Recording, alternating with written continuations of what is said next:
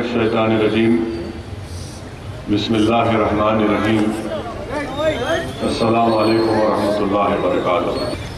मजलिस इत्तेहादुल मुस्लिमीन के अरकान असम्बली रियासत तेलंगाना, मजलिस इत्तेहादुल मुस्लिमीन के अरकान असम्बली रियासत महाराष्ट्र, सुदूर मोतमदीन अरकान व मुहिबान मजलिस इत्तेहादुल मुस्लिमीन, अरकान कानून साज काउंसिल, बुजुर्गान मिल्लत, मेरे नौजवान साथियों, बसे पर्दा बैठ कर सुनने वाली मेरी इज़्ज़तदार और माँ और बहनों, अल्हम्दुलिल्लाह अभी एक कमसिन बच्चे ने एक बेहतरीन तरीक़े से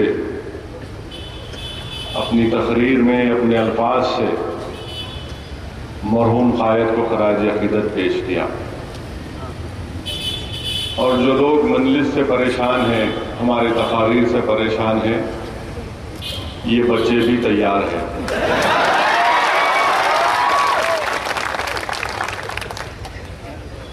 तो ऐसा नहीं है कि खाली 1 स्टार बैट्समैन की टीम है ये, यकीनन स्टार तो अकबर है। अब थोड़ा बहुत हम भी खेल ले रहे इधर आजू बाजू। पाशा कादरी तो माशाअल्लाह ऑलराउंडर है। इम्तियाज जलील साहब महाराष्ट्र में बैटिंग अच्छी कर रहे। वारिस पठान आदमी है, तो रोक रोक के छोड़ते हो।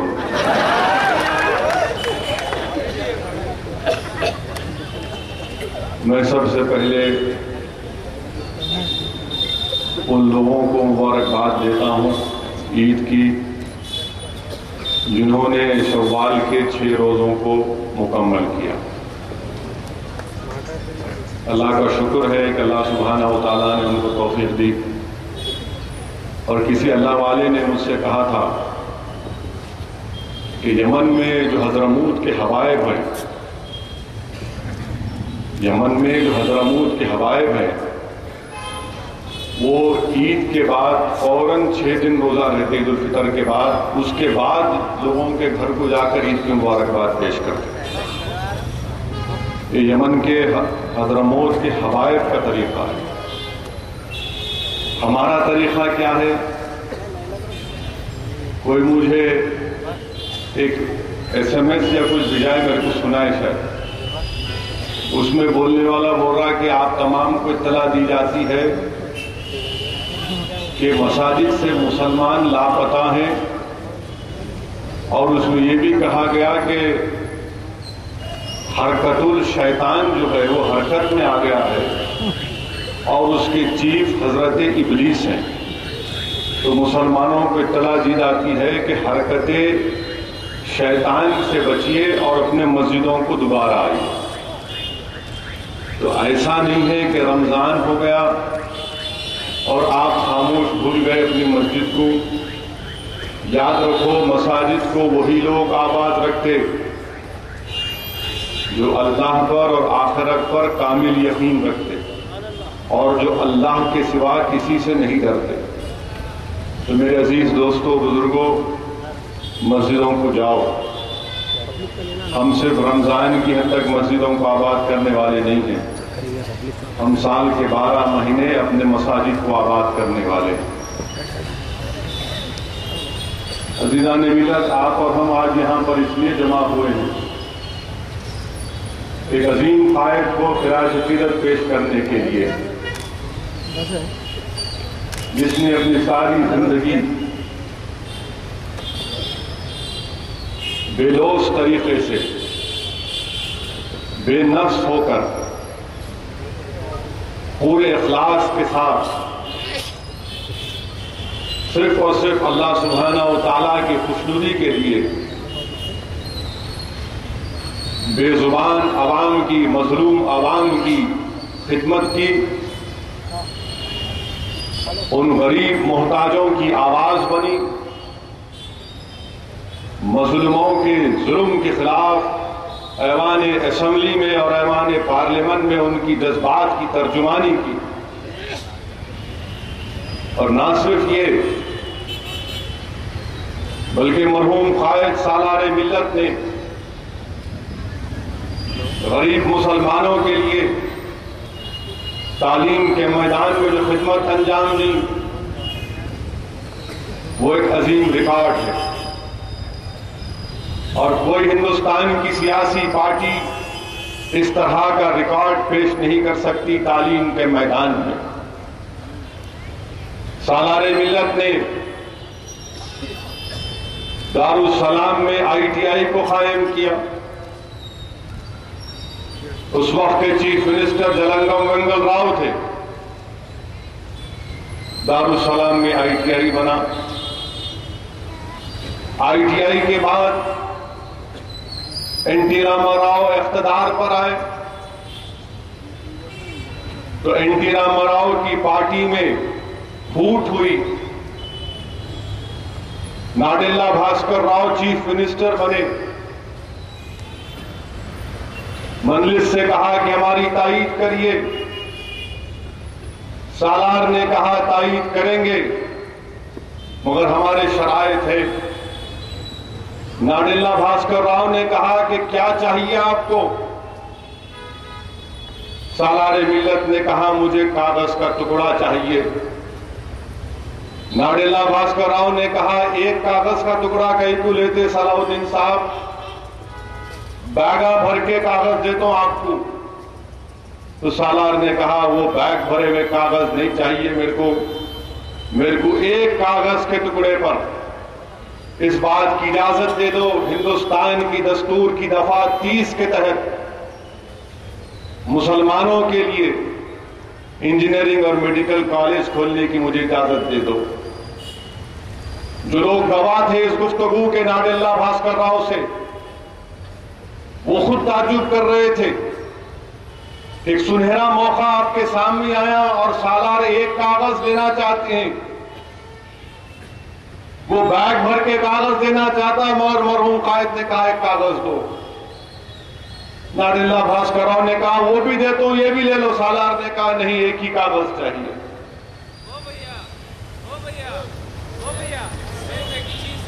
अच्छा बैठो भाई, बैठो, बाद में ये टाइम नहीं है। दारुस्सलाम को आइए कर बात करेंगे। मरहूम कायद ने कहा और वो परमिशन लिया कि हम इंजीनियरिंग और मेडिकल कॉलेज खोलेंगे। लोग ताज्जुब कर रहे थे, क्या कर रही है? तीनों इंजीनियरिंग और मेडिकल कॉलेज खोलेंगे, ये जज्बाती तकरीर करने वाला ये तालीमी इदारे चलाएंगे जो एक स्कूल नहीं चला सकते। सालार ने कहा यह वक्त बताएगा, पहले मुझे परमिशन तो दे दो। मेरे अजीज दोस्तों, मरहूम कायद ने परमिशन को हासिल किया और जब इंजीनियरिंग मेडिकल कॉलेज की शुरुआत का वक्त आया तो जिस जगह पर आज अल्लाह के फजलो करम से एक अजीमुशान मेडिकल कॉलेज है, हॉस्पिटल है, वहां पर किसमें शुरू किया गया था मेडिकल कॉलेज? पैसे नहीं थे मजलिस के पास, न सालार के पास, तो मुर्गियों के 3 शेडों में मेडिकल कॉलेज शुरू किया गया था। लोग हंस रहे थे। उस जमाने में भी मजलिस इत्तेहादुल मुस्लिमीन के मुखालिफीन थे, बड़े बड़े दानिश्वर थे, सरमायादार थे, दौलतमंद थे, जिनको अपनी दौलत पर नाज था, जो आज भी मजलिस की मुखालिफत करते हैं। बड़े बड़े दौलतमंद, बड़े बड़े सरमायादार, बहुत ज्यादा जो पढ़े लिखे वो भी मजलिस की मुखालिफत करते। जब भी करते थे अब भी करते। एक मीटिंग हुई हैदराबाद में जिसमें तमाम बड़े बड़े रईसजादे, खानदान पानदान के लोग जमा हुए। खाने पे बुलाए मरहूम कायद को। मुझे अच्छी तरह याद है कि उस मीटिंग में मैं भी था, अकबर भी थे, हमारे चचा अहमदुद्दीन ओवैसी साहब भी थे। मैं अकबर जाके जल्दी से, वो लेफ्ट हैंड ड्राइव की जीप थी 6444, उसमें हम लोग बैठ गए, इस बड़े साहब के घर को गए। वहां पे खूब अच्छा खाना खिलाया, एक से एक बिरयानी, क्या क्या था। उसके बाद ये तमाम बड़े रईसजादे बैठ के बोले, सलाउद्दीन साहब, ये मेडिकल इंजीनियरिंग कॉलेज चलाना आपकी बस की बात नहीं है, आप नहीं चला सकते, आप हट जाओ, हम चलाते, क्योंकि आपको नहीं मालूम इसके बारे में। हम फुला फुला खानदानों के हैं, हम उनकी औलादों में से है, बहरहाल बड़े बड़े। सालार सुनते रहे। जब पूरा बोल चुके तो सालार पूछे, आप बोल दिए? बोले हाँ हो गया, बोल दिए। बोले सलाम अलैकुम। बोले आप कुछ नहीं बोले? मरहूम कायद ने कहा, मैं आपका शुक्रिया अदा करता हूं, आपने मुझे घर पे बुलाया, खाना खिलाया, आप मेरे से जवाब चाहते हैं ना, मैं अपनी जिंदगी में इंशाअल्लाह ताला इन तालीमी इदारों को खड़ा करूंगा। ये तालीमी इदारे सुबह क़यामत तक तुम लोगों को जवाब देते रहेंगे। मरहूम कायद ने कहा कि एक दिन याद रखना, आप लोगों ने बुलाकर मेरी तौहीन की यहां पर, मगर इंशाअल्लाह ताला वो दिन आएगा जब आप आएंगे दारुस्सलाम को, आकर अपने बच्चों के एडमिशन के लिए मुझसे सिफारिश करेंगे। देखना एक दिन इंशाअल्लाह ताला। मैं और अकबर ताज्जुब से देख रहे थे,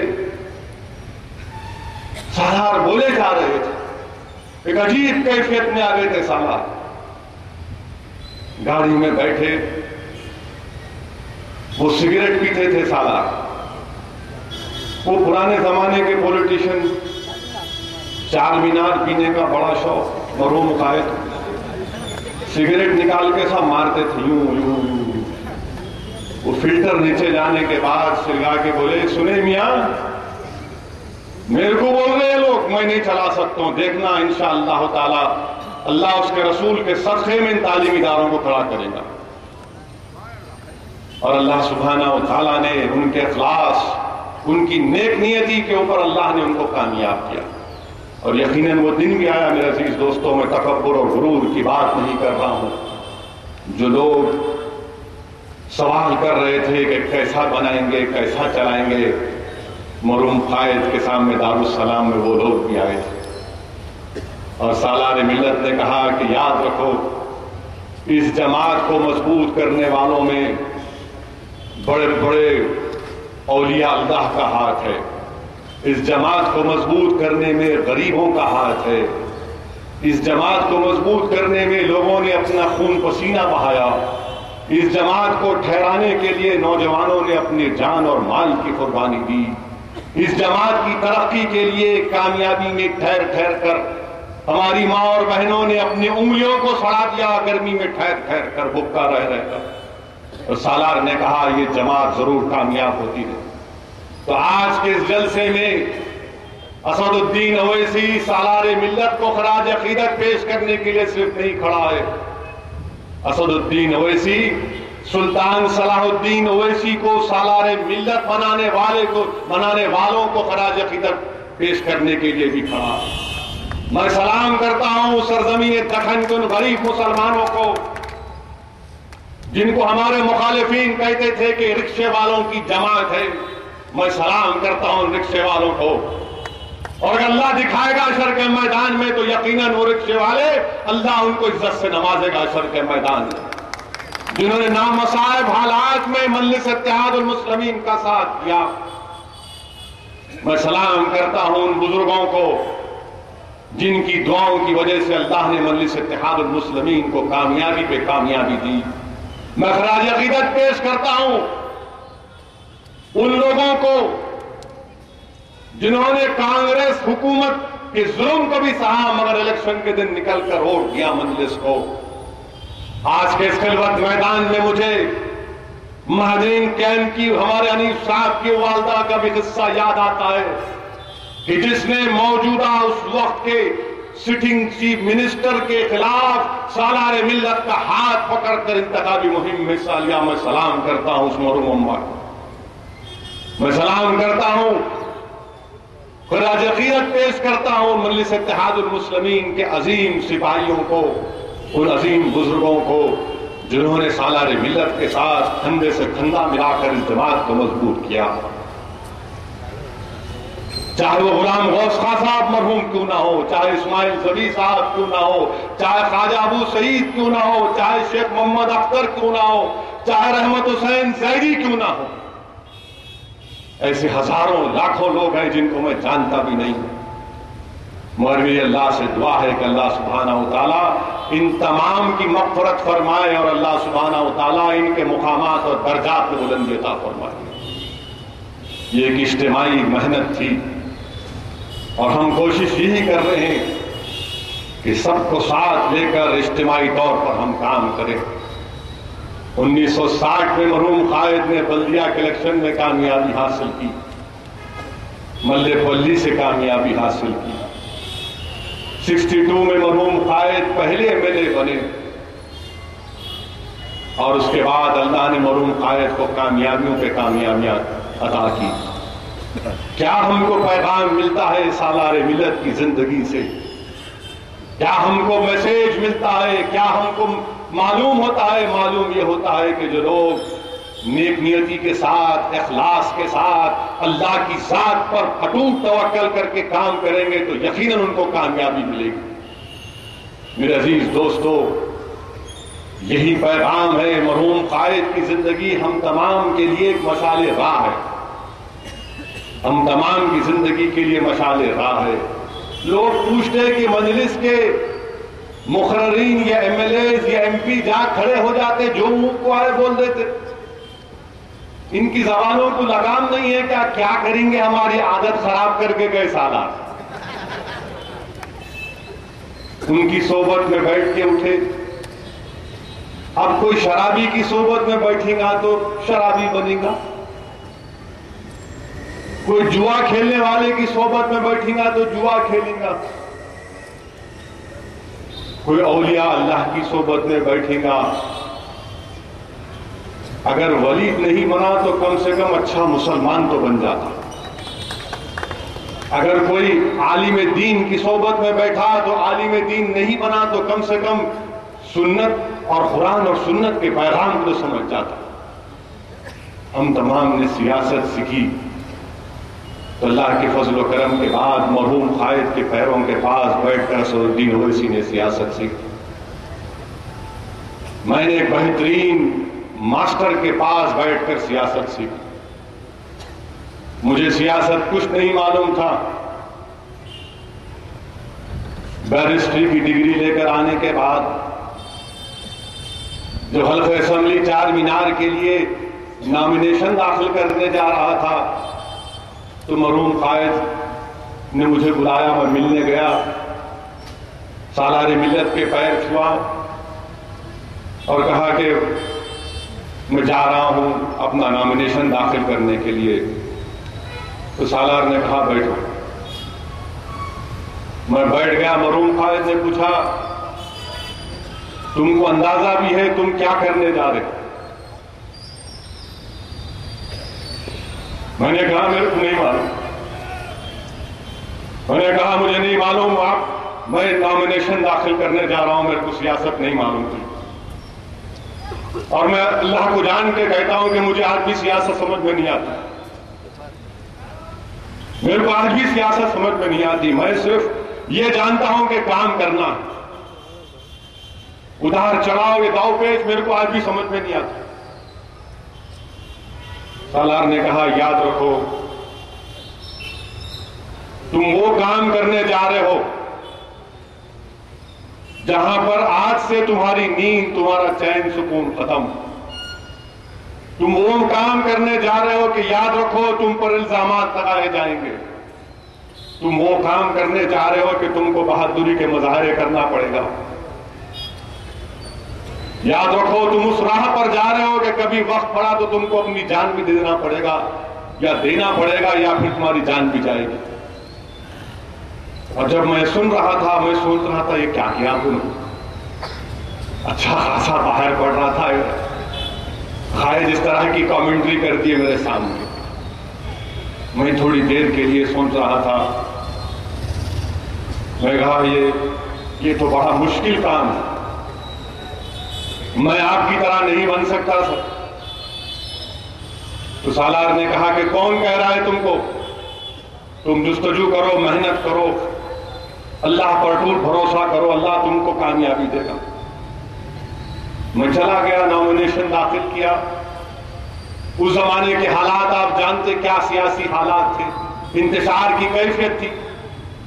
बाबरी मस्जिद की शहादत के बाद पहला असेंबली का इलेक्शन हुआ।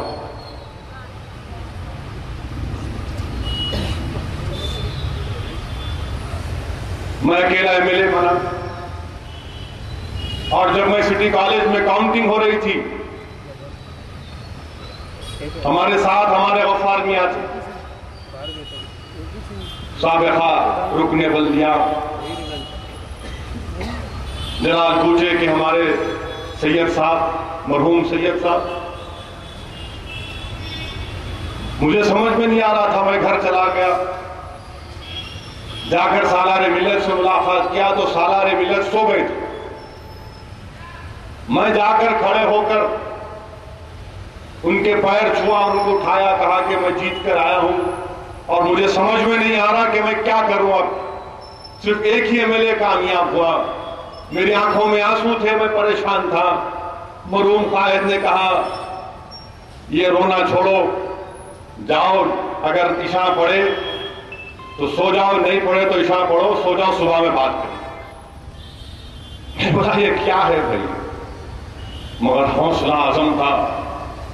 सालारे मिल्लत का इतना बड़ा हौसला था कि इतने बड़े हालात के बावजूद भी मेरे कायद ने कहा जाओ सुबह बात करेंगे। और उस जमाने में मैं सिगरेट पीता था, अब छोड़ दिया अल्हम्दुलिल्लाह, हराम है नहीं पीना। मैं गलती करके बोल रहा हूं आपको। सुबह सालार ने कहा कि दारुसलाम चलेंगे। मैं बोला है ही नहीं कोई, अब बोले चलो तुम गाड़ी पर। मैं और मरहूम कायद दारुसलाम को गए। तो दारुसलाम में मजलिस के अराकीन में भी बड़ी तकलीफ थी, रंज था, गम था। मैं मरहूम कायद और उस वक्त दारुसलाम में मरहूम रज़ाक साहब काम करते थे। तो सालारे मिल्लत और मैं बैठते थे, सामने लोग भी जरा कम आते थे। तो 8-10 दिन तक सिर्फ 3 या 4 लोग आते थे। वो 8-10 दिन मरहूम कायद ने मुझे बिठा बिठा कर सियासत ये है, सियासत ये है, सियासत ये है, सियासत में ये करना, सियासत में ये करना, मजलिस को इस तरह मजबूत करना, मजलिस के लिए ये काम करना। अगर वो 8 दिन असदुद्दीन ओवैसी को नहीं मिलते कायद के साथ तो असदुद्दीन ओवैसी इतना भी नहीं सीख सकता। अल्लाह की मसलहत अल्लाह जानता है, सही कहते थे बुजुर्ग। मरहूम कायद ने समझाया और मरहूम कायद ने कहा कुछ नहीं होता, ये जिंदगी के उतार चढ़ाव आते हैं, नशीब व फराद आते हैं, हौसला को अपने बुलंद रखो, इंशाअल्लाह ताला सब हालात सही होंगे। मरहूम कायद ने मेहनत करवाई हमसे, इतना मेहनत करवाई कि मुझे याद है 94 से 99 की जो मैंने मेहनत की, मैं शायद दोबारा जिंदगी में उस तरह कभी मेहनत नहीं कर सकता। इतनी मेहनत मरहूम कायद ने कराई, समझाया, ये बोलो, ये बोलो। मैं तो कोई मुकर्रिर नहीं था, मैं आज भी हूं। खामखा टीवी वाले मेरी तकरीर दिखा दिखा के मेरे को पॉपुलर कर रहे, खामखा दिखाते मेरे को, मगर मरहूम कायद सिखाते थे। आपको याद होगा जो बुजुर्ग बैठे हुए यहां पर मेरी बात से मुत्तफिक होंगे कि कई मरतबा असदुद्दीन ओवैसी अपनी तकरीर में अगर कोई गलत बात बोल देते थे तो सालारे मिल्लत खांसते थे। उनका खांसना भी ऐसा होता कि शेर पुकार। यानी इशारा मिलना के खत्म करो, गलत बोल रहे। अजीज दोस्तों, इस कायद ने बड़ी मेहनत की, बड़ी बड़ी कुर्बानियां दी। सालार मिल्लत ने आंध्र प्रदेश के अजलाओं का इतना दौरा किया, इतना दौरा किया। अल्लाह रहमत हुसैन जैदी की खबर को नूर से भर दे कि रहमत हुसैन जैदी साहब 45-50 डिग्री गर्मी में गाड़ी चलाते थे। हैदराबाद से आदिलाबाद, हैदराबाद से सिरपुर कागज नगर, हैदराबाद से रामागुंडम, हैदराबाद से बिदर, हैदराबाद से गुलबर्गा, जलसे करना, वापिस आना। मुझे अच्छी तरह याद है कि जब अजलाओं के दौरे करते उस जमाने में कोई कंडीशन नहीं था, तो गर्मी में मरहूम कायद चादर लेकर गेस्ट हाउस के सामने आकर बिछाकर सो जाते चबूतरे के ऊपर कि नहीं मियां गर्मी बहुत ज्यादा है बाहर। बड़ी मेहनतों के बाद ये जमात इस मुकाम पर पहुंची मेरे अजीज दोस्तों। और अगर सालार के जमाने में सोशल मीडिया रहता ना, तो ना कोई असद को सुनता ना अकबर को सुनता, उनको याद करते थे खाली। उस जमाने में सोशल मीडिया नहीं था, टेप रिकॉर्डर थे, लोग रिकॉर्ड करके सुनते थे। आज भी है पुरानी तकारीर, सुने तो आदमी पे जज्बात और एक नई जान पैदा हो जाती है उसमें। बहरहाल मरहूम कायद ने अपनी जिंदगी का हर लम्हा मजलिस इत्तेहादुल मुस्लिमीन की मजबूती में लगाया। लोग कायद को फिरका परस्त कहते थे, तो कायद ने बताया कि 1960 में हमारे 16 अराकीन बल्दिया मुंतखब हुए थे, जिसमें 2 दलित थे। 1960 में 2 दलित थे। कहां कहां मिलल थे? 1960 में 2 दलित थे। आलमपल्ली पोचिया को मरहूम कायद ने मेयर बनाया। 5 साल में 3 मरतबा मेयर बनाया। मेरे अजीज दोस्तों, मजलिस इत्तेहादुल मुस्लिमीन की जो पॉलिसी रही वो मजलूम अवाम को साथ लेकर चलने की रही। मजलिस इत्तेहादुल मुस्लिमीन ने कभी भी फिरका परस्ती के मुजाहरे नहीं किए। मजलिस ने कहा कि हाँ, मुसलमान मजलूम है, इनसे इंसाफ होना चाहिए। कौन सी गलत बात है? आज कांग्रेस वाले हमको बहुत बोलते। अब सुनो जवाब। दारुसलाम में कौन आए थे?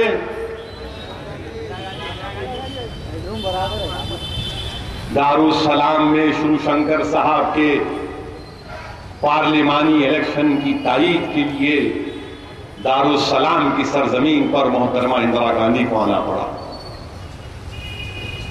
आज हमको आप बोल रहे, ठीक है, याद रखो अल्लाह सुब्हाना व तआला ने चाहा तो तारीख दोहराएगी इंशाअल्लाह ताला, तारीख दोहराएगी इंशाअल्लाह ताला। आज हम पर उंगलियां उठाने वालों देखो तुम,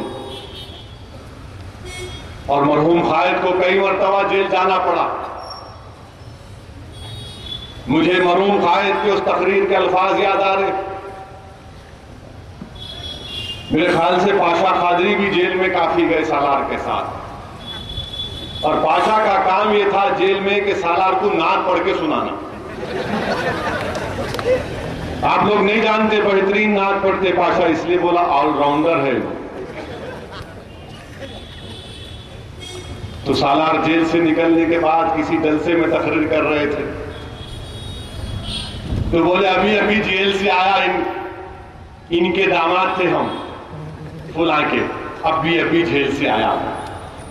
और मरहूम कायद अपने बलबला अंगेज बयानात के जरिए लोगों में उम्मीद और लोगों में एक जज्बा लड़ने का पैदा करते थे कि जमहूरियत के दायरे में रहकर अपने हुकूक को हासिल करो, जमहूरियत के दायरे में रहकर अपने हुकूक को हासिल करो, अपने मसाइल को हल करो।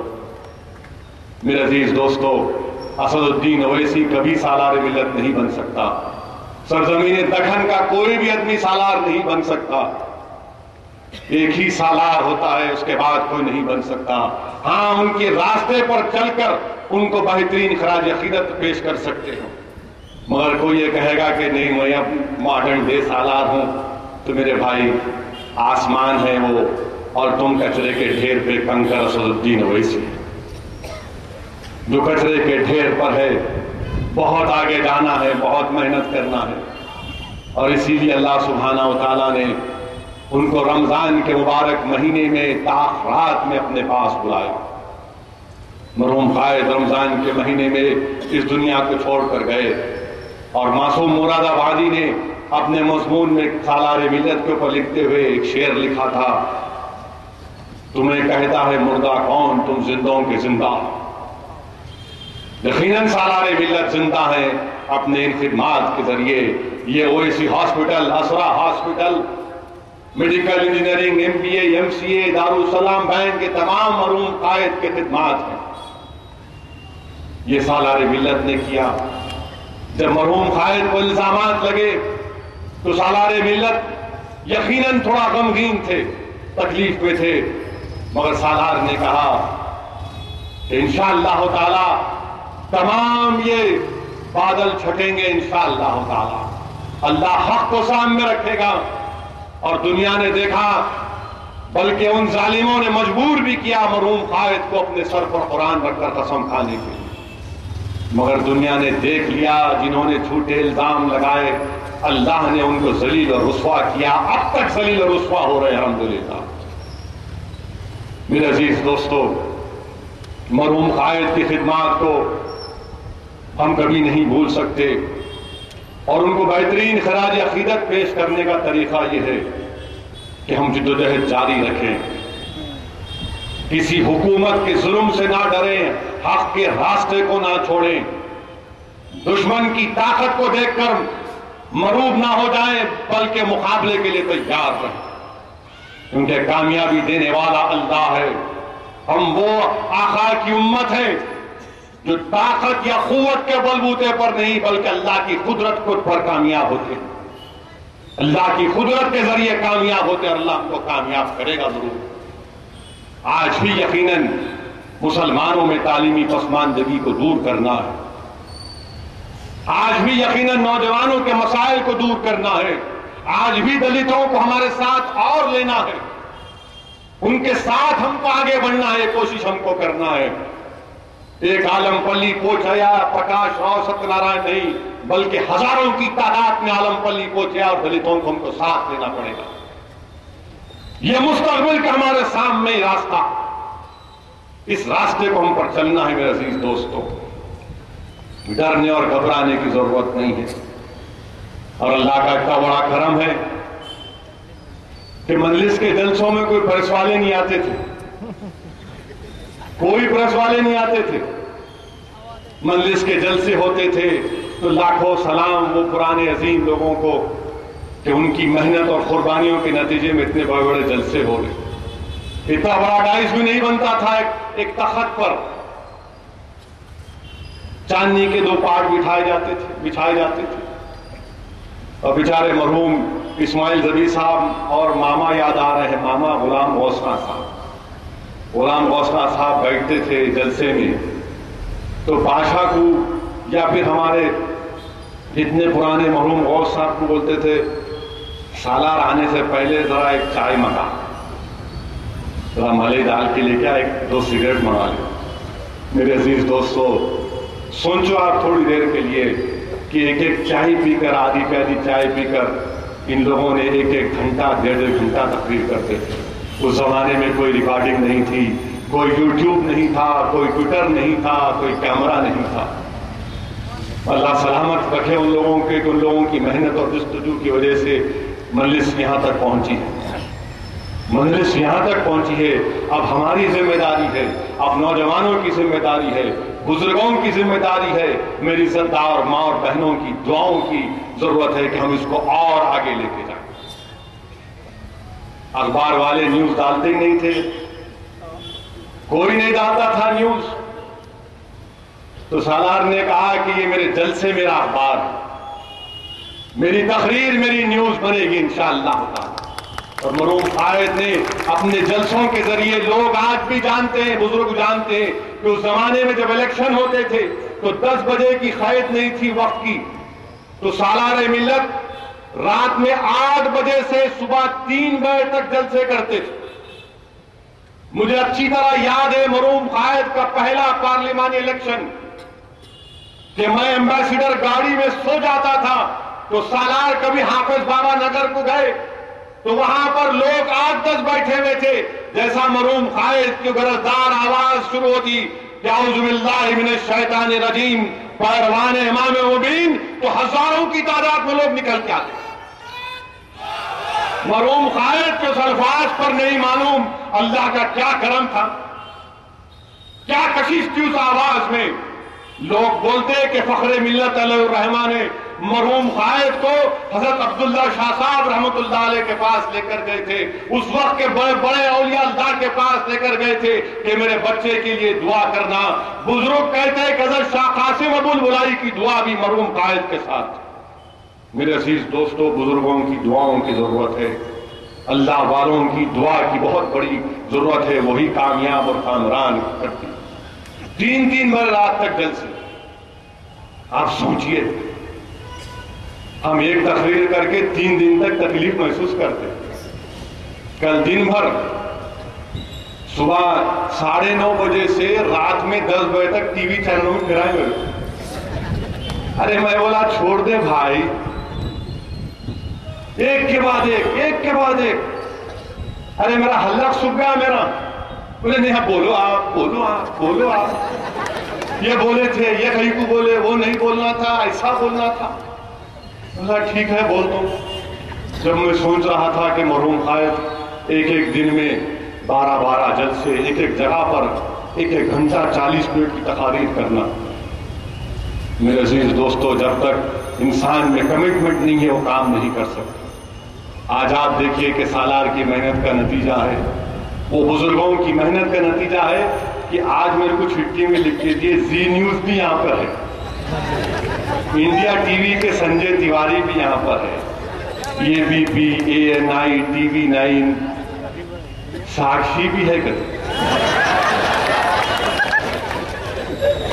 Very good, I am lucky.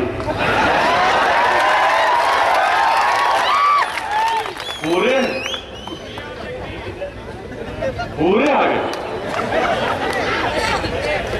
सुनने को आए शायद। अब क्या बोलते कि नो चाय पिलाई नहीं पिलाई लोगों को? नहीं पिलाए। हाँ, जरा पिलाओ, जरा फ्रेश करना है।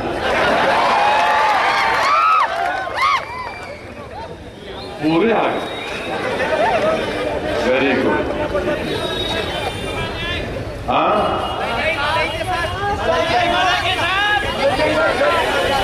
मलई के साथ पिलाना बोल रहे संजय तिवारी। ठीक है, इंशाअल्लाह ताला आप मलई की चाय पीजिए, मगर हमारे बारे में इतना मलई करवाट मत कर। हम जो बोले वो दिखाओ, नहीं बोले सो भी जोड़ देते। वो एक अजीब परेशान, इनकी गलती नहीं है, वहां बैठने वाले उन्होंने कर देते। ये भी सालार का कारनामा है। 40 साल पहले, 20 साल पहले, 10 साल पहले भी नहीं आते थे। और अब आके बैठे हुए, आप क्या बोलते कि सुनेंगे जरा। 8 दिन की तकरीर कल परसों याद आई। जुम्मतुल विदा में बोला तो इनको जुम्मे को याद आया। हम सुनते थे बासी कड़ी को उबाल आया, मेरी तकरीर को उबाल आया। क्या बात है, क्या बात है। जुम्मे को बोले तो नेक्स्ट जुम्मे को मालूम हुआ करते। क्या बात। अब पार्ट 2 सुनना चाह रहे, ठीक है, सुनिए। हमारी जिंदगी में ये लिखा है, मगर याद रखिए, हम जब बोलते हैं मजलिस के डाइस से तो हम हक को बयान करते हैं। लोग बार बार मेरे से पूछते आप कैसा बोले, वो क्यों बोले, आप MP हैं, वो कैसा बोले आप उसकी तारीफ कर रहे, आप MP हैं, वो इसी साहब, you are an MP। Why did you say this? What happened to you? आप बैरिस्टर हैं, you are lawyer from England. How can you say this? आप कैसा बोलते क्या करते?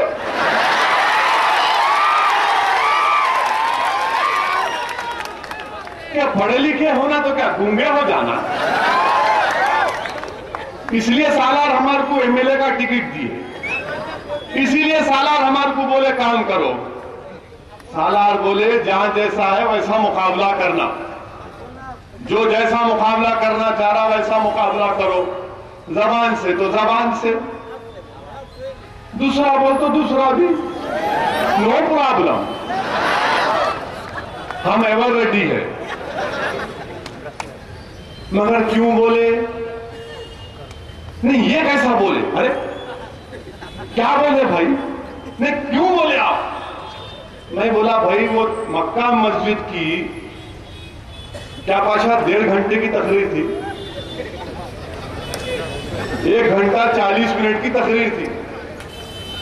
रोजे की हालत में बोलो बोलो किसी को आके बोलो बोलो, बड़े बड़े तकरीर करने वाले हैं ना मित्रों, 1 घंटा 40 मिनट मित्रों, पीते पानी गुटू गुटू गुटू गुटू गुटू भाइयों बहनों, भाई स्कूलों तक को दिखाओ।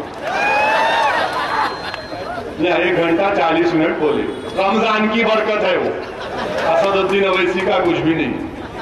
मक्का मस्जिद की मुबारक सरजमीन की तासीर कोई समझना भी भाई। अब मैं जलसे को आ रहा था तो हमारे एक जावेद साहब मेरे पास आए, आके बोले मैं उम्रा करके आया, ये खजूर लाया और ये पानी है। मेरा जमजम है। नहीं असद भाई जमजम नहीं है, ये रसूलुल्लाह सल्लल्लाहु अलैहि वसल्लम जब जंगे बदर से वापिस आ रहे थे तो मुकाम बदर के पास एक कुआं आज भी है, वीरान है वो, वहां पर सहाबा इकराम को पानी की जरूरत पड़ी तो रसूलुल्लाह सल्लल्लाहु अलैहि वसल्लम उसमें अपना लाभ दहन डाले, तो वो पानी मैं आपके लिए लाया, दे दो भाई जरा, अब जरा जाके बोलना है, आका का मामला है, दे दो, गुलाम है, गुलामों का गुलाम है। मदीने के उस आका के गली का अगर कुत्ता भी बन गया तो बड़ी इज्जत की बात है मेरे लिए। बोला दे दो भाई, एक आधा घुट पी के जाते, मालूम हुआ टीवी वाले आए हुए। तो मेरे अजीज दोस्तों, मैं आपको अपनी असल बात सुनाने से पहले एक वाकया मेरे सामने याद आ रहा है जो औरंगाबाद में भी इस वाकये को दोहराया था। गौर से सुनो इस वाकये को, गौर से सुनना, और अक्लमंद को इशारा काफी है, बोर तो नहीं हो रहे ना? 12 ही बजे कहते अभी, ठीक है आप तैयार है तो मैं भी तैयार हूं। गौर से सुनो इस वाक़े को। हजरत फारूक आजम रजी अल्लाह ताला अन्हु के जमाने में ये वाक़े को हालात में जोड़ो, जरा समझो, तो मेरी बात बाद में समझ में आएंगी या मैं जो बोला वो भी समझ में आ जाएगा। फारूक आजम रजी अल्लाह ताला अन्हु के दौरे खिलाफत में एक मुकदमा पेश हुआ। एक बच्चे को घसीटते ला रहे थे, बच्चे को बोले क्यों लाए? तो बोले इसने हमारे बाप का कत्ल कर दिया। पूछा गया क्या किया? तो उसने कहा कि मेरे खेत में एक ऊंट चल रहा था और ऊंट बड़ी तकलीफ में था, उसका मालिक उसको बेइंतहा मारा, तो मुझे गुस्सा आया, मैं पत्थर उठा के उसको मार दिया और वो आदमी वहां हलाक हो गया। तो बोले तुम ये जुर्म किए? वो बच्चा बोला हाँ मैं जुर्म किया, खलीफा से बोले तो तैयार हो जाओ खसास के लिए, जान का बदला जान। तो बच्चे ने कहा कि मुझे 3 दिन की मोहलत दो, आप मेरे वालिद मरहूम की जायदाद है, दौलत है, मैं अपने भाइयों बहनों में बांट के 3 दिन के बाद आ जाता। तो खलीफा फारूक आजम उमर इब्न खत्ताब ने पूछा कि क्या कह रहा है? बोले मैं बिल्कुल आ जाऊं।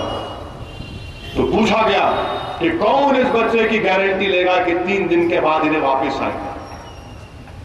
कौन गारंटी लेगा कि इन्हें 3 दिन के बाद वापस आएगा? वो बच्चा पुकार रहा था, कोई तो मेरी गारंटी लो, प्लीज कोई तो गारंटी लो मेरी।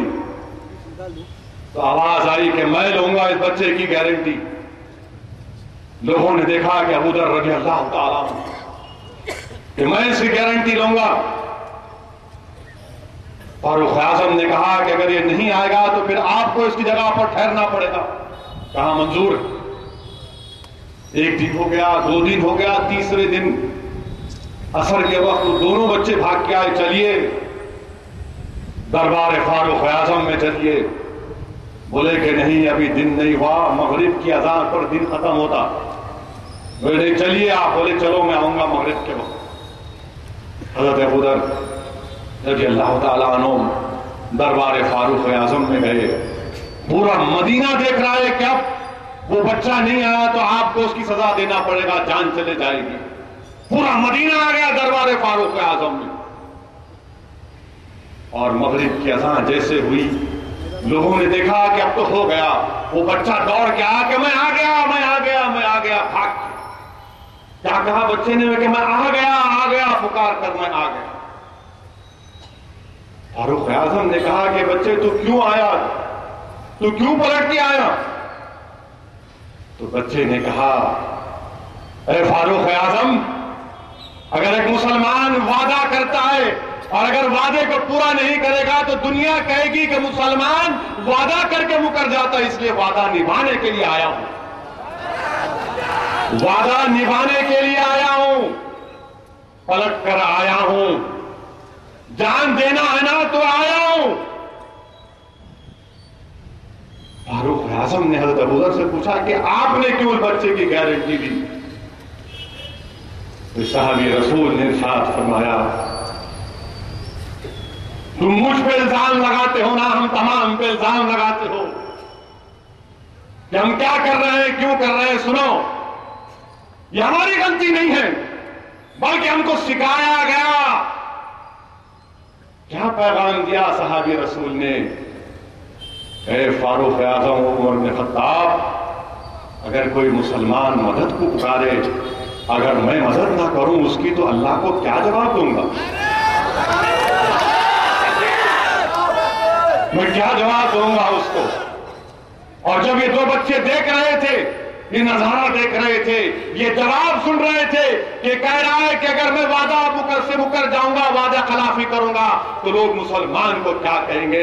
दूसरी तरफ कहा जा रहा है अगर कोई मदद को पुकारे, मैं उसकी मदद ना करूं तो अल्लाह के पास क्या जवाब दूंगा। इसीलिए हम लोग चीन तक पहुंचे, फ्रांस की सरजमीन तक पहुंचे। यही हमारी अजमतों की निशानियां थी।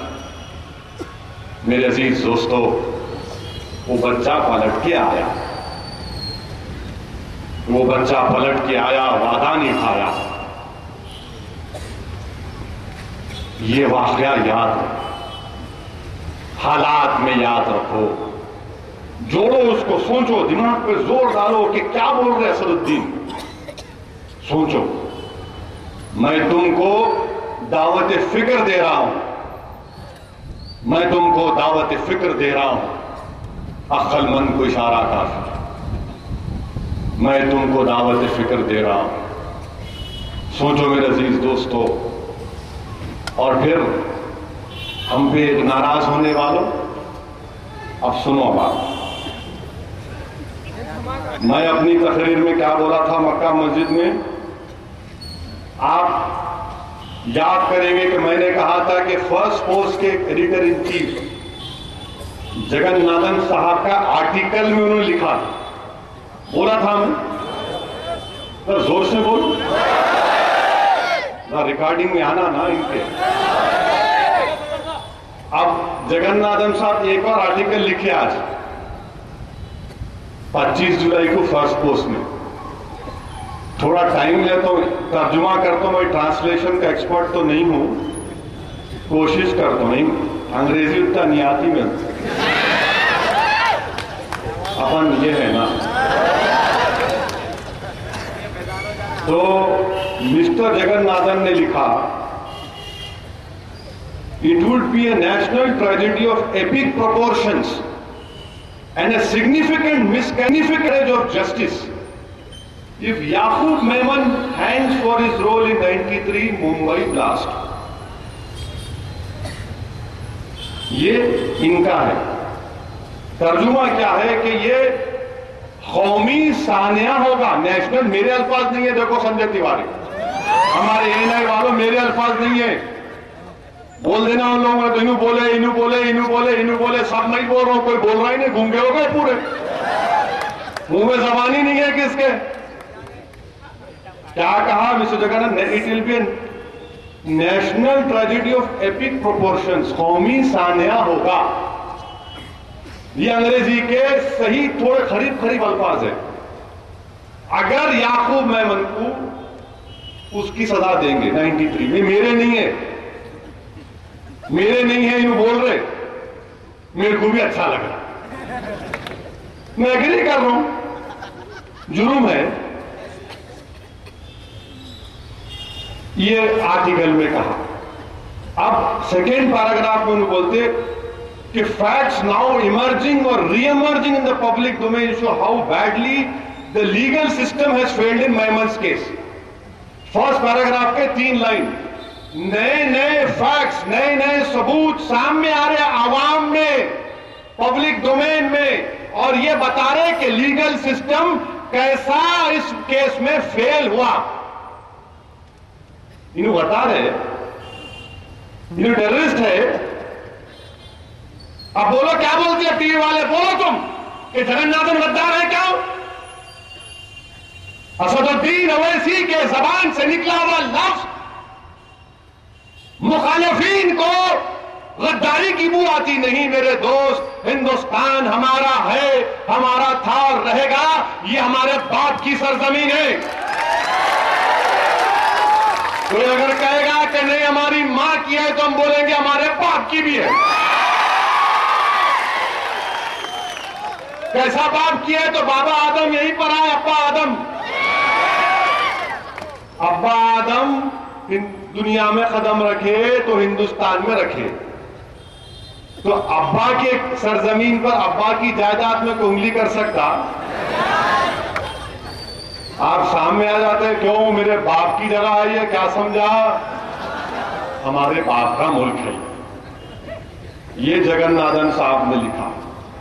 फिर कहा एक लेटर बी रामन साहब ने। बी रामन कौन थे? इंटेलिजेंस के चीफ थे। हिंदुस्तान की जो एक्सटर्नल एजेंसी रॉ है, RAW, research and analysis wing के पाकिस्तानी डेस्क के इंचार्ज थे रामन साहब मरहूम। और वो ये बंबई के ब्लास्ट के इन्वेस्टिगेशन में बहुत बड़ा अदा किया, इतना बड़ा अदा किया कि रामन साहब ने अपने आर्टिकल में लिखा कि उस वक्त के वजीर आजम नरसिम्हा राव ने इनको शाबाशी दी का अच्छा काम किया। तो रामन साहब का लेटर छपा। रामन साहब ने क्या लिखा कि यकीनन मेमन फैमिली के लोग बम ब्लास्ट में मुलविस थे, मैं भी मानता हूं थे। टाइगर मेमन, अयूब मेमन मुलविस थे, मैं भी मानता हूं। फिर उसमें यह भी लिखते कि फांसी की सजा, the Memon should deserve to be hanged or Tiger and Ayub who are still in Pakistan as ISI protectees. Yes, we also agree. और बोलते कि ये असल सरगने थे, टाइगर और अयूब। इन्होंने मुंबई का ब्लास्ट किया, बिल्कुल। और याकूब जो था वो भाइयों के साथ आ गया होगा, मगर बड़ा रोल उन लोगों का। ये रामन साहब। और ये भी लिखते, he was not the man who should deserve the maximum punishment for the suffering of those who died in the 93 blast. कि मैक्सिमम पनिशमेंट याकूब को नहीं मिलना था। रामन साहब लिख रहे, मेरे भाई अब मैं क्या बोलूं? आप कल पूरा दिन असद डे बनाती, मैं बर्थडे नहीं मनाता तो आपने असद डे बना लिया। हम केक नहीं काटते तो आप क्या मेरे को काटने चले? नहीं काट सकते मेरे को, मैं केक नहीं हूं। मैं सालार की पैरों के पास बैठ के सियासत सीखा हूं। मैं रोज अल्लाह से भीख मांगने वाला हूं, तो थोड़ा बहुत तो हेल्प आ जाती है अपने को। ये रामन साहब, और उस आर्टिकल में एक मसीह रहमान का भी आर्टिकल आया। मसीह रहमान लिखते कि जो मेमन फैमिली वापिस आई, उनको सीबीआई मदद करी, उनको सीबीआई मदद करी। देखो ना, तकरीर बोरिंग हो जा रही, मर जरा सुनो समझो। आज बोलेंगे क्या भाई वो हल्लू हल्लू बोल रहे, अकबर साहब के साथ फायरिंग नहीं कर रहे। बाद वक्त क्या होता था, टाक के मारना पड़ता, एक एक दो दो गोली लगना। आप किसी को पानी का खतरा डालो, टिक टिक टिक टिक, तो पानी का खतरा जब गिरता ना, तो क्या करे अमेरिका में गुआंटानामो बे में जॉर्ज बुश वो शैतान जब पकड़ते थे लोगों को इराक में, तो उसको वाटर बोर्डिंग बोलते, वाटर बोर्डिंग। मुंह पे फट्टा लगा के ऊपर से पानी डालते। सोचो आप कितनी तकलीफ होती। मैं वो तो नहीं कर रहा हूं, हल्लू हल्लू अल्फाज बोल, हल्लू हल्लू। अब लोग आप उत्तर प्रदेश के मेरी तकरीर सुन के पूछेंगे हल्लू हल्लू क्या है। स्लो स्लो, धीरे धीरे, तो धीरे धीरे ये है कि सीबीआई उनकी मदद की, फैमिली की, वो हिंदुस्तान को वापस आए। कि यकीनन उनके दिल में गुस्सा था, फैमिली में डर था कि मुल्क छोड़ के पाकिस्तान भाग गए बोल के, इसलिए वापस आए। और इस उम्मीद पर आए कि हिंदुस्तान का कानून इनसे इंसाफ करेगा। ये आर्टिकल में लिखे। और याकूब ने पूरा एविडेंस दिया कि पाकिस्तान मुलविस था उस बम ब्लास्ट में। पूरा असला पाकिस्तान से आया, पूरा आरडीएक्स पाकिस्तान से आया, पूरा याकूब ने दिया। पूरे वीडियोस बना के दिए कि देखो ये है, ये उसमें लिख रहे होंगे। और वो जो अखबार के एडिटर रिपोर्टर मसीह रहमान यहां तक लिखते कि जब टाइगर मेमन के वालिद को मालूम हुआ कि इनका बेटा बम ब्लास्ट किया, पाकिस्तान की मदद किया, तो वालिद ने अपने बेटे को पीटा, मारा खूब कि तूने कैसा मासूम लोगों की जान ली, कैसा तू पाकिस्तान का शिकार हो गया। यह आर्टिकल में लिखा हुआ है। और फिर यह भी लिखते उन आर्टिकल में कि अगर ये होगा तो ये हम इस हरकत से सिर्फ आईएसआई को खुश करेंगे। ये जगन्नाथन साहब का आर्टिकल है। अब बताइए, याद रखो, हमारे साथ हमारे हिंदू भाई भी हैं जो नाइंसाफ का मुतालबा कर रहे हैं। हमारे साथ हमारे दलित भाई भी हैं। ये लड़ाई हमको सबको साथ मिलकर लड़नी चाहिए इंसाफ की। अगर कोई मुखालिफ मंजलिस को या मेरे से दुश्मनी जिसको अगर ये कहेगा कि तुम खाली उसकी बात कर रहे, मैं तुमसे वादा कर रहा हूं खुदा की कसम, अगर कोई रामलू से भी नाइंसाफी होगी तो असदुद्दीन ओवैसी लड़ेगा अकेला उसके लिए इंशाअल्लाह ताला। मैं फर्क नहीं करूंगा। इंसाफ अगर करना है तो अल्लाह हमसे कह रहा है कि इंसाफ करो। अल्लाह दुनिया से फरमा रहा है, मुसलमानों से नहीं फरमा रहा कि इंसाफ करो। ये इंसाफ करना है मेरे अजीज दोस्तों, मजहब को देखकर नहीं, इंसाफ करना है। इंसाफ होना जरूरी है। और फिर जगन्नाथ साहब गैर जरूरी के मेरे को परेशान कर दिए। जगन्नाथ साहब क्या लिखे कि बड़ा सानिया होगा अगर खाली एक सियासतदान, वो भी मुस्लिम सियासतदान, असदुद्दीन ओवैसी एमआईएम का, अगर वो इसकी तारीफ करेगा तो बड़ा सानिया होगा। तमाम सेकुलर पार्टियां क्यों खामोश बैठी हुई। ये जगन्नाथ साहब का, ये जगन्नाथ साहब लिख रहे हैं।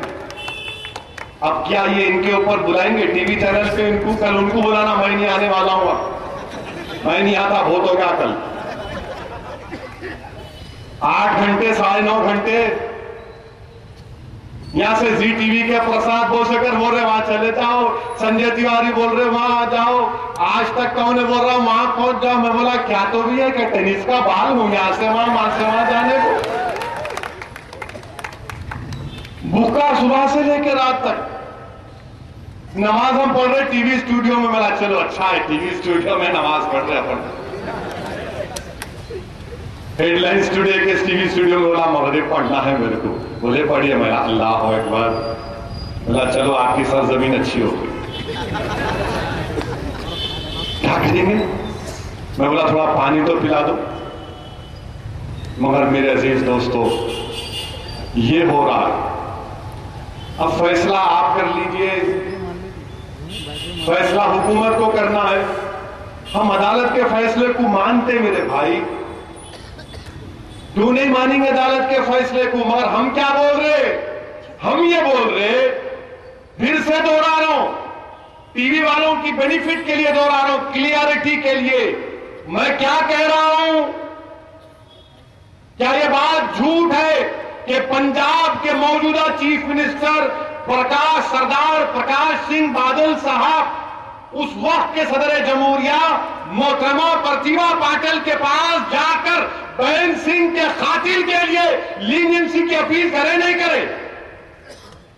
क्यों करे? अगर वो कातिल है, सिटिंग चीफ मिनिस्टर को मारा हो बहन सिंह को, मगर सिटिंग चीफ मिनिस्टर अब कहां जाके सदर जमहूरिया से कहता है कि बहन सिंह के कातिल को माफ कर दो, राजौन्ना को माफ कर दो। वो इंटरनेशनल नहीं है, असदुद्दीन ओवैसी इंटरनेशनल है। अच्छा, वो दूध के धुले हुए है। याद रखो ये तुम्हारा इंसाफ सही नहीं है। सिटिंग चीफ मिनिस्टर को मार दिए, आप मदद कर रहे। तमिलनाडु की मौजूदा चीफ मिनिस्टर के पास हिंदू अखबार की तस्वीर उठाकर देखो कि एक जो राजीव गांधी का कातिल है, उनकी मां मौजूदा चीफ मिनिस्टर से नमस्ते करके बोल रही मेरे बच्चे को बचाओ। अगर उस जगह पर असदुद्दीन की फोटो होती तो मुझे गोली मार देता कोई अब तक। कैसा तुम तारीफ करे उसकी? ये तुम्हारा इंसाफ गलत है। तुम कातिलों की तारीफ करोगे, तुम दहशतगर्दों की जाकर तारीफ करोगे। मैं सिर्फ ये कह रहा हूं इंसाफ करो तो तुम मुझे कटहरे में खड़ा कर देते। और याद रखो ये मेरी आवाज नहीं है, हिंदुस्तान के इंसाफ पसंद हिंदू भाइयों की आवाज है। यह हिंदुस्तान के इंसाफ पसंद दलित भाइयों की आवाज है। यह हिंदुस्तान के इंसाफ पसंद मुसलमानों की आवाज है। इंसाफ करो। अगर वो करे तो ऑल राइट, हम करें तो not good. What is this? This is not good. आप करेंगे तो बहुत अच्छा, हम करेंगे तो नॉट गुड। कैसा करे? You are an MP. हो भाई, अभी मालूम हुआ मेरे को एमपी हो बोल के आप वोट नहीं डाल, ऐसे ही भर गया मैं। आप इतने पढ़े लिखे। बोला हो अभी मालूम हुआ मैं, मेरे बैरिस्टर की डिग्री है। भूल गया था मैं, गफला हूं, भूल गया था। आप याद दिलाए तो याद आ गया मुझे। Thank you. आप इतना अच्छा बोलते हो। और आज ही शिकार पर अब तक हिज्जे कर रहा था। क्या बात है, क्या मजाक हो रहा है ये ठीक नहीं है। यकीनन हम कोर्ट के फैसले को मानेंगे। क्यों नहीं मानते? कोर्ट के फैसले को नहीं मानते, माने ना। इसलिए बोले बाबरी मस्जिद का फैसला सुप्रीम कोर्ट जो करेंगी कबूल है। बोले नहीं बोले हम लोग, बोले हम कोर्ट के फैसले को क्यों नहीं मानेंगे। मगर सियासी जमातें जो नाटक कर रही हैं, पॉलिटिकल पार्टियां, ये नाटक हो रहा है। बीजेपी वाले बोल रहे असदुद्दीन ओवैसी इंटरनेशनल है, तो मैं तुमको चैलेंज कर रहा हूं बीजेपी वालों, तुम बहन सिंह के कातिल को फांसी पे लटकाओ फिर। अगर मैं झूठ बोल रहा हूं तो तुमको चैलेंज कर रहा हूं। तुम पंजाब में बीजेपी के साथ पावर में हो या नहीं हो, तुम टेररिज्म की जीरो पॉलिसी तुम्हारे पास अगर है तो प्रूफ करो उसको। हां, मैं तुम्हारे लिए खराब हूं, मानता हूं दुनिया का सबसे खतरनाक बदतरीन गुनाहगार मैं हूं, तुम सबसे अच्छे हो ना, तो कर दो फिर। नहीं करेंगे। कांग्रेस वाले हम पे भी बोल रहे। कांग्रेस के एक लीडर कश्मीर के, नाम नहीं लेता, बड़े आदमी है वो, चिढ़ जाएंगे उन्होंने बोले देखो वो इसी कम्युनलिज्म करते, ये भेदभाव की पॉलिटिक्स करते, क्या है इनका? आप इलेक्शन हारे मेरी वजह से, बीजेपी जीती वहां पे मेरी वजह से। भाई साहब, बीजेपी का गुस्सा बीजेपी भी निकालो हमारा तरफ का एक बार। किधर आ रहे आप? नहीं इनू करे तो क्या आप बदल क्यों नहीं करते? इंसाफ का कम से कम मुतालबा करो। नहीं बोलेंगे वोट बैंक है ना, वोट बैंक है, वोट बैंक नहीं बोलते, बोलेंगे तो नाराज हो जाएंगे लोग, वोट बैंक है। मेरे को आज तक के टीवी चैनल पर एक बीजेपी के लीडर ने कहा कि आप महाराष्ट्र में कामयाबी के लिए कर रहे। मेरा सुनो, महाराष्ट्र की पूरी मजलिस को कुर्बान कर दूंगा मैं इंसाफ के लिए। मुझे महाराष्ट्र में मजलिस नहीं चाहिए, मुझे हिंदुस्तान में मजलिस की जरूरत नहीं है, अगर तुम इंसाफ कर दोगे। इंसाफ करो, कौन रोक रहा? हमको महाराष्ट्र से क्या मतलब? जब हमने कह दिया अब्बा का मुल्क है तो महाराष्ट्र क्या है? बाप का मुल्क कहां? मैंने बाप का मुल्क है ये। इंसाफ करो आप, गलतियां आप कर रहे हैं, आप हमको बता रहे हैं, सिखा रहे हैं, ये तो हमारे को क्या मालूम था? मालूम हुआ, पढ़े तो मालूम हुआ। जगन्नाथ साहब लिखे, ज्योति बुनवानी लिखे, बड़े बड़े जर्नलिस्ट लिखे तो मालूम हुआ। ओफो, हम खामखा समझ रहे थे अपन ही पर ऐसा गलती में, उन्होंने बहुत बड़े गलती में ये काम हो रहा है। हम आपसे ही कह रहे हैं कि देखो इस जाने को। और अगर कोई ये बोल रहा है कि वो जो 250 लोग मरे आप उनकी तकलीफ को नहीं देख रहे, झूठ बोल रहे आप। मेरा ताल्लुक उस दीन से है और फख्र के साथ कहता हूं कि मेरा ताल्लुक उस दीन से है जिसने सारी दुनिया को पैगाम दिया कि एक मासूम इंसान को मारना सारे इंसानियत को मारने के बराबर। जब मैं इस दीन को मानने वाला कैसे उन लोगों के मरने पर उनकी शहादत को भूल जाऊंगा? मुझे याद है 250 लोगों की शहादत, उसमें मुसलमान भी मरे बॉम्ब ब्लास्ट में। हम उनके मरने को डिग्रेड नहीं कर रहे, हम आपसे कह रहे हैं देखो तुम्हारे एग्जाम्पल्स को सामने रख रहा हूं। जब 250 लोगों की मरने की बात कर रहे हैं तो फिर दिसंबर 92 में, जनवरी 93 में 1000 लोग मरे, जिसमें 550 मुसलमान और 400 के करीब हमारे हिंदू भाई थे। उनसे इंसाफ नहीं करेंगे आप? उनका क्लोजर नहीं होगा? बताओ उनका क्लोजर क्या होगा फिर? और फिर आप बोलते भूल जाओ ना, कब तक याद रखेंगे? अरे हिंदुस्तान आगे बढ़ गया, एस्पिरेशनल इंडिया है। मिस्टर ओवैसी, आप कब तक बाबरी मस्जिद को याद करते? एक नया जनरेशन सामने आ गया, इनके उम्मीदों पर आप उनको पूरा करो। ये नए जनरेशन को डेवलपमेंट दिखाओ, ये नए जनरेशन को वहां पर लेकर जाओ। मैं उनसे कहूंगा नया जनरेशन में इतनी ताकत है कि वो अपना रास्ता खुद बढ़ाएंगे इंशाअल्लाह ताला। नया जनरेशन इतना ताकतवर है, ये सोशल मीडिया, यूट्यूब, फेसबुक का जनरेशन है। अल्लाह, इनको हम सिखाएंगे, इनसे हम सीख रहे। नहीं, बाबरी मस्जिद को भूल जाना कहते, क्यों भूलेंगे?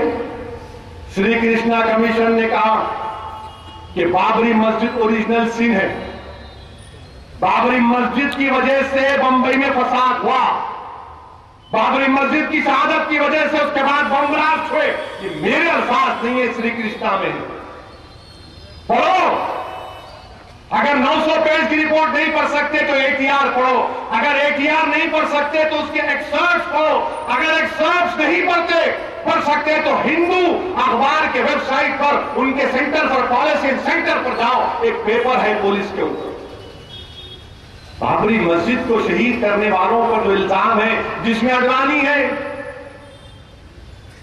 अभी तक गुल्ला फिर रहे हैं उन्होंने करते हुए, गुल्ला फिर रहे। बाबरी मस्जिद का क्या हुआ? डिप्टी होम मिनिस्टर बन गए लोग। फिर उसके बाद उनको बोले नहीं, इतने पे नहीं चलेगा मामला, इनको हिंदुस्तान का सिविलियन ऑनर दी। क्या दिए? पद्मा विभूषण। क्या दिए आपने साहब? पद्मा विभूषण। भारत बहुत बड़ा सिविलियन ऑनर देती। मेरे भाई, अगर मेरे पे एक इल्जाम रहा, कोर्ट केस रहा, मेरा पासपोर्ट नहीं बनता। पासपोर्ट बनता आपका क्रिमिनल केस है तो। अच्छा, जिसका उम्र को जाना है उसको कोर्ट से परमिशन लेना पड़ता पासपोर्ट ऑफिसर के नाम। हम उम्र को नहीं जा सकते, हमारा पासपोर्ट नहीं बन सकता, मगर अडवाणी साहब को सिविलियन ऑनर मिल सकता। वाह रे तुम्हारा इंसाफ, वाह रे तुम्हारा इंसाफ, सुभान अल्लाह। वाह क्या इंसाफ है आपका कि हमारा पासपोर्ट नहीं बन सकता, किसी हिंदुस्तानी का पासपोर्ट नहीं बन सकता अगर क्रिमिनल केस है, मगर आप अगर बाबरी मस्जिद के एक्यूज है तो आपको ऑनर मिल सकता। यही बोल रहे हैं ना आप, यही तो कह रहे हैं आप। अरे केस चलाते 1992 6 दिसंबर को बाबरी मस्जिद शहीद हुई, 2002 चला गया, 2015 में आ गया, 23 साल कितना होगा भाई। ये मुकदमे जल्दी खत्म कर दिया, बम ब्लास्ट के खत्म हो गए, अच्छा हुआ, केस चला तो। मगर ये चल रहा, अभी देखेंगे, कल देखेंगे, परसों देखेंगे। ये हैदराबाद का परसों होगा, परसों बात करेंगे बोलते ना अपन, वो परसों आता ही देखो, चल रहा किस्सा। ये बताइए इंसाफ है क्या? ये इंसाफ नहीं हो सकता। और फिर माया कोडनानी, बाबू बजरंगी, 92 लोगों के कत्ल के इल्जाम में ट्रायल कोर्ट, गुजरात की ट्रायल कोर्ट ने कहा कि बाबू बजरंगी और साबका मिनिस्टर माया कोडनानी को लाइफ की सजा देंगे। तो प्रोसिक्यूशन ने कहा कि हम फांसी की सजा का मुतालबा करना चाह रहे। तो उस वक्त के चीफ मिनिस्टर मिस्टर मोदी ने कहा अब जो मिस्टर प्राइम मिनिस्टर अपील मत करो, लाइफ पे सरेंडर। 92 लोगों को मारे तो क्या फांसी नहीं मिलना? कब मिलना फिर फांसी? फिर कब मिलना? अपील नहीं करते आप। बताओ ये कितने आपके नाइंसाफियों के कहानियों को रखूंगा। मुझे आज किसी ने कहा कि दिल्ली के सड़कों पर सिखों को मारने वाला एक शख्स जिसके ऊपर कोर्ट ने कहा इसको 4 मरतबा फांसी देना, बाद में उसको लाइफ में कम्यूट कर दिया गया। क्या गुजरती होगी उन सिखों के ऊपर, जिनके दिल्ली के रोडों पर जिनके खून से होली खेली गई होगी, उसे क्या महसूस करते होंगे? बताइए आप, ये इंसाफ है आपका? जब हम ये बातें करते बोलते क्यों बोलते तुम सब बातें? दूसरा नहीं है तुम्हारे को, खाली हिंदू मुस्लिम, खाली हिंदू मुस्लिम, खाली हिंदू मुस्लिम। अरे मेरे भाई, बाबरी मस्जिद हिंदू मुसलमान, ये मुसलमान का इशू नहीं है, ये इंसाफ का मसला है। बाबरी मस्जिद इंसाफ का मसला है। माया कोडनानी, बाबू बजरंगी को फांसी मिलना इंसाफ का मसला है। दिल्ली के सड़कों पर सिखों को मारने वालों को फांसी पे लटकाना इंसाफ का मसला है। ये सिखों का या हिंदुओं का या मुसलमानों का, ईसाइयों का मसला नहीं है, ये इंसाफ का मसला है। बताओ मैं क्या गुनाह कर रहा हूं? नहीं, तुम्हारी जबान कड़वी, तुम ऐसा बोलते तो सुनो, मैं कोई गाने वाला नहीं हूं, गा के तुम्हारे कान खुश करूंगा। मैं कोई नजीज एक्टर नहीं हूं कि एक्टिंग करके 100 करोड़ कमा लूंगा। अरे मैं इंसाफ की बात कर रहा हूं, मैं इंसाफ की बात कर रहा हूं। इंसाफ करो, इंसाफ करो, इंसाफ करो। मैं किसी दहशतगर्द की तारीफ नहीं कर रहा हूं। जिन्होंने बंबई में बम ब्लास्ट किया, मैं उनकी तारीफ नहीं कर रहा हूं, मैं उनकी तारीफ नहीं कर रहा हूं, ना हम कर सकते। किसी को अख्तियार नहीं है किसी की जान लेने का, कोई जान नहीं ले सकता किसी की। मगर यहां इंसाफ नहीं कर रहे आप, इसीलिए हम कह रहे हैं इंसाफ करो। मेरे अजीज दोस्तों, कोर्ट का क्या फैसला आएगा हम नहीं जानते, मगर हमने जब बाबरी मस्जिद के ताल्लुक से फैसला किया, पर्सनल लॉ बोर्ड ने फैसला किया कि जो फैसला आएगा सुप्रीम कोर्ट का हमारे लिए काबिल कबूल होगा। जब हमने अल्लाह के घर के फैसले पर कह दिया कि जो सुप्रीम कोर्ट का फैसला आएगा हमारे लिए कबूल, काबिल कबूल है, तो जो भी फैसला आएगा हमारे लिए काबिल कबूल। और याद रखो मेरे अजीज दोस्तों, अमन को कायम रखो, अमन बिगड़ना नहीं चाहिए, अमन बिगड़ना नहीं चाहिए। कोई अमन नहीं बिगड़ेगा इंशाअल्लाह ताला। मगर याद रखो, हिंदुस्तान की तारीख में लिखा जाएगा, लोग याद रखेंगे बाबरी मस्जिद को। तुम कह रहे हो कि नया जनरेशन, एस्पिरेशनल जनरेशन आया, भूल जाएगा, नहीं भूलेगा ना, इंशाअल्लाह ताला हम भुलाने देंगे। अरे मस्जिद अक्सा नहीं भूले तो बाबरी मस्जिद भूलेंगे। अबू जहल को नहीं भूले तो जो लोग बाबरी मस्जिद को शहीद करने वाले थे उनको भूल जाएंगे, नहीं भूलेंगे इंशाअल्लाह ताला। इंसाफ का मुतालबा करते रहेंगे। और याद रखो मेरे अजीज दोस्तों, कामयाबी ये नहीं है कि दुश्मन पर उसको तहस नहस करो, कामयाबी है कि हक के लिए लो, हक के लिए लो। नतीजा कब ही आए उसको मत देखो, लड़ते रहो इंसाफ से। और जमहूरियत के दायरे में रहकर अमन को बरकरार रखते हुए हमको लड़ना है इंशाअल्लाह ताला। लोग कहते हैं कि वो दहशतगर्दी थी, तो फिर महात्मा गांधी का कत्ल दहशतगर्दी नहीं था? बाबरी मस्जिद की शहादत दहशतगर्दी नहीं थी? दिल्ली के सड़कों पर सिखों का कत्ल करना दहशतगर्दी नहीं थी? नहीं, कम्युनल राइट था। अच्छा, बहरहाल मेरे अजीज दोस्तों, ये पार्ट 2 हुआ, फिर देखते क्या बोलते हैं लोग, उसके बाद पार्ट 3 करेंगे। अब ऐसा है, सिलसिलेवारी बात करने का टाइम आ ही गया और हम बोलने से पीछे नहीं हटते। बहुत बोल सकते हो, इतना बोल सकते कि थक जाना। और अच्छा, आज ये बात याद आई, आज प्राइम मिनिस्टर बिहार गए कभी? क्यों हंस रहे भाई? नाम लेते कि हंस रहे तुम लोग? जोक है क्या? खतरनाक लोगों में जी, नाम लेते कि हंस रहे? अब डर रहा ही नहीं है, डर तो नहीं है ना? सुभान अल्लाह, अल्हम्दुलिल्लाह, ये बात हुई। अब डरना मना है। हाँ, डरना मना। बिहार गए कैसे? बिहार जाके बोले 50,000 करोड़ क्या बोल रहे तुम, मैं उससे बढ़ के दे देता हूं। अब क्या लेके भाई?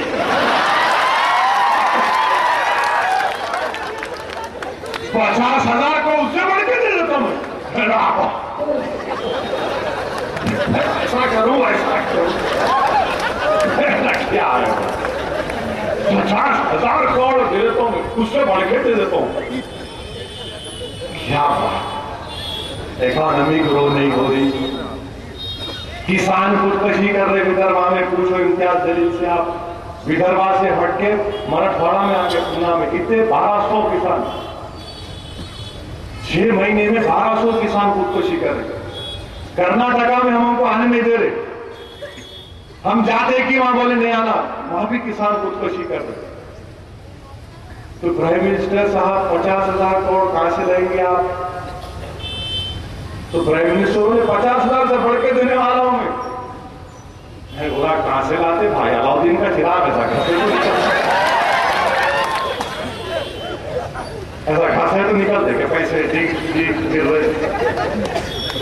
50,000 करोड़ देते हुए अच्छा है, बिहार की आवाम फैसला करेगी। अब कश्मीर में वहां पे 45,000 करोड़ रुपए होना तो 4,000 करोड़ भी है।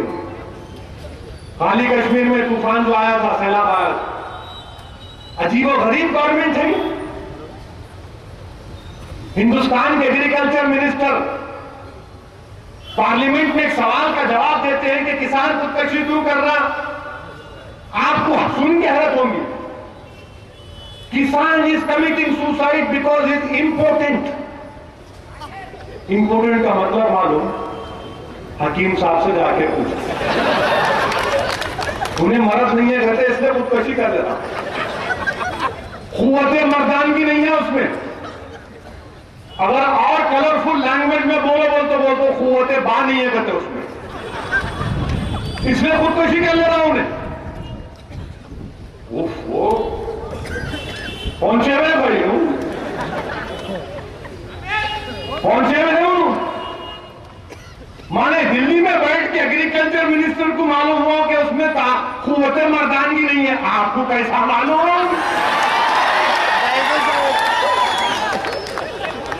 ये इस पे रिसर्च होना आपको कैसा मालूम? अंदर का मामला आपको कैसे मालूम? भड़काऊ भाषण तो नहीं है संजय तिवारी, कैसा मालूम भाई? मेरे पेट में दर्द है तो मेरे घर वालों को मालूम, दवा देते खा लो। इनको दिल्ली में बैठ के मालूम हो रहा इसमें नहीं है वो। अच्छा फिर और क्या बोल रहे, क्यों खुदकशी कर रहे किसान? तो क्या लव मैरिज, आशिकी में नाकामी कर रहे, बड़ा चलावा मजनू है जी ने। अब यूनियन मिनिस्टर है क्या है, क्या तो भी खा रहे भाई? रिसर्च करना पड़ेगा आपसे। हम हलीम खा रहे मालूम था, आप भी खा रहे क्या? जरूर पड़ेगा, थके होंगे। क्या बात है, आशिकी में नाकामी तो खुदकशी, कुव्वते मर्दानगी नहीं है तो खुदकशी। अरे रहम करो भाई, खुदा के लिए रहम करो। किसान इसलिए मर रहा, कर्जों की वजह से मर रहा किसान, तुम्हारा बैंकिंग सिस्टम से मर रहा किसान, ये सूदखोर किसानों का खून चूस ले रहे। इसलिए किसान जो ज़राअत का पेस्टिसाइड जमीन में डालने के बजाय जिस्म में डाल रहा, तुम्हारी हुकूमत किसानों की मदद करने में नाकाम है। Mister Prime Minister, you are responsible for this, आप जिम्मेदार हैं इसके। ये छोड़ो ये बातें करना, बहुत हो चुका, काम करो, दो इन किसानों को बचाओ। भारत माता की बात करने वालों, हिंदुस्तान के किसान मर रहे हैं मिस्टर प्राइम मिनिस्टर, उस किसान को बचाओ। मगर क्या बोल रहे हैं, क्या हो रहा है हमारे मुल्क में? वादे पे वादे, वादे पे वादे, कुछ नहीं हो रहा। इतनी कीमतें कम होंगी, प्याज की क्या कीमत है मालूम आपको?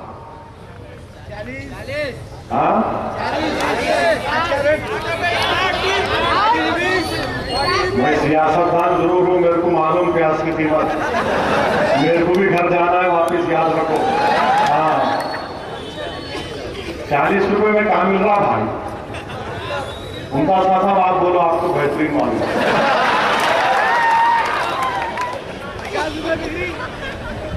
सही बोल रहे, 60 रुपए। बड़े आंसू निकल रहे हमारे को प्राइम मिनिस्टर साहब। अब आपके आंखों में भी आंसू आएंगे। जब गरीब की आंख में आंसू नहीं, खून निकलता उसकी आंख से, तो सियासतदानों के, इख्तियार की कुर्सियों पर बैठने वालों के वो तमाम पाए कमजोर पड़ जाएंगे। जब गरीब की आंख से आंसू निकलेंगे, खून निकलेगा। जब गरीब खुदकशी करेगा, याद रखो, इख्तियार पर बैठने वालों, तुम्हारी कुर्सियां हिल जाएंगी जब गरीब मरेगा, और यही होने वाला है इंशाअल्लाह। मेरे अजीज बुजुर्गों, दुआ करो कि अल्लाह सुब्हानहू व तआला जालिमों को अपने जुल्म में अल्लाह रोक दे उनको, और हमको डरने और घबराने की जरूरत नहीं है। अदलिया के फैसले को कबूल करना हमारी जिम्मेदारी है। बहसत हिंदुस्तानी हमारा फरीजा है, और बहसत हिंदुस्तानी हमारा फरीजा यह भी है कि इंसाफ के लिए लड़ना। जब तक हम जिंदा रहेंगे बाबरी मस्जिद बोलेंगे, जब तक हम जिंदा रहेंगे गुजरात का इंसाफ का मुतालबा करेंगे। जब तक जिंदा रहेंगे फिरका परस्त ताकतों से मुकाबला करते रहेंगे। जब तक जिंदा रहेंगे आंखों में आंखें डालकर आरएसएस को रोकते रहेंगे।